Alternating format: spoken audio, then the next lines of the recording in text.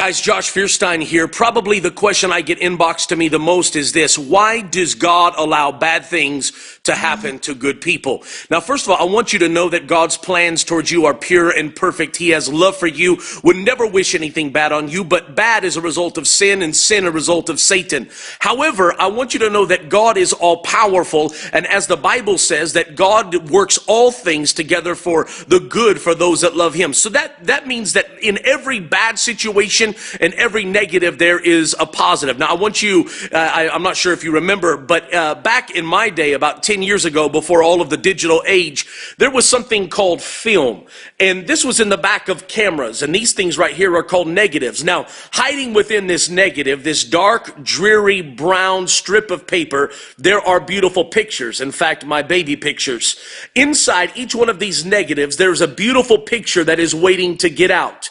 Now, do you realize that in every negative situation in your life that there is something beautiful that God is waiting to pull out of it? But in order for this negative to become a positive, it has to go into a dark room, and then the light from above has to shine through it. And on the other side of it, there is a beautiful picture that is developed.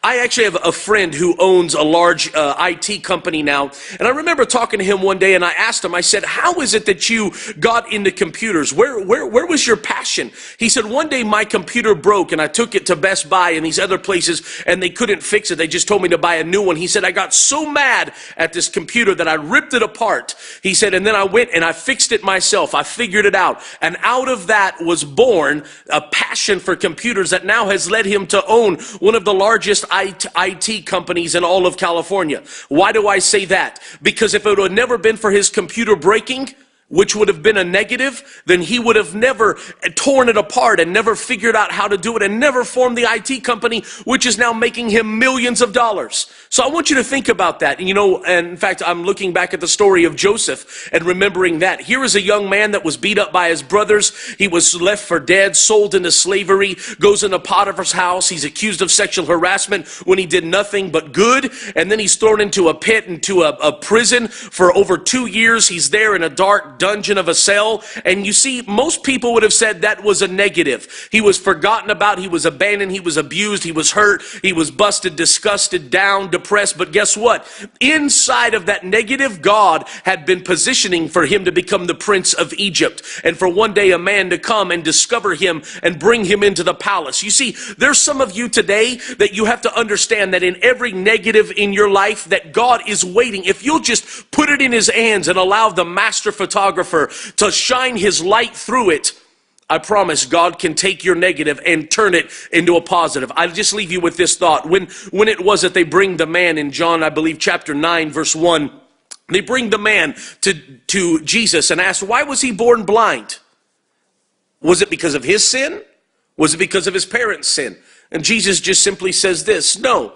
He said it was that the works of God may be made manifest through him, and he heals the man of blindness. I promise right now there's something in your life that you're looking at and you're saying, but I'm a good person. Why?